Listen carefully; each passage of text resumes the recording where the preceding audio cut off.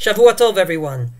I was recently in shul where a chazan was picked, and much to my surprise, not only did the chazan go up, but rather the chazan went up with his very young child, who was not exactly quiet, and indeed the father, namely the chazan in this case, tried to balance being a chazan on the one hand, and on the other hand being a father. And you can well imagine that the balance wasn't exactly kept, and indeed the chazan got mixed up because he was trying to do two things at once.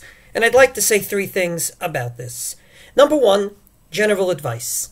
If you have to watch a young child in shul, and you decide to bring that child to shul, I would not suggest to be a shliach tzibur, to be the representative of the congregation as a chazan, because you have enough to deal with. You have to daven, and you have to watch your young child. Number two, one of the ways that this father tried to calm down this young child was to give him a kiss and a hug in order to quiet him. And he did so in the middle of davening. That is extremely problematic. The Ramah paskins in Siman Tzadik Chet Seif Aleph that you're not allowed to kiss your young children in shul because you're supposed to show love only for God in shul. Namely, showing love for young children is wonderful, but there is a place where you show more love to God than to your children, and that, of course, is in shul.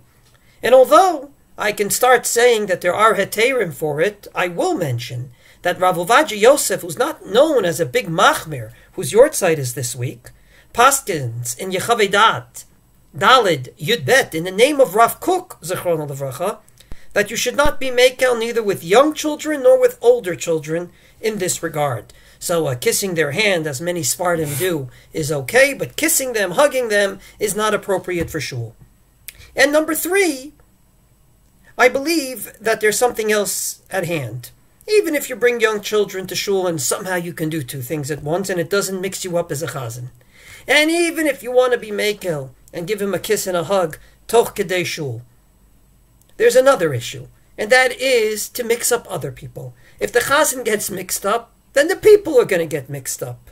If the chazan is not totally concentrated in what he's doing, then obviously the people around him that he's representing are also going to get mixed up.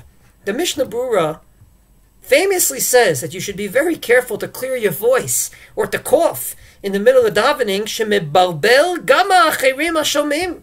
Not only do you mix up yourself, you mix up other people. And therefore, my suggestion is that if you're bringing young children to shul in order to educate them to the beauty of the synagogue and the davening, I would not suggest to be chazan. Have a wonderful day.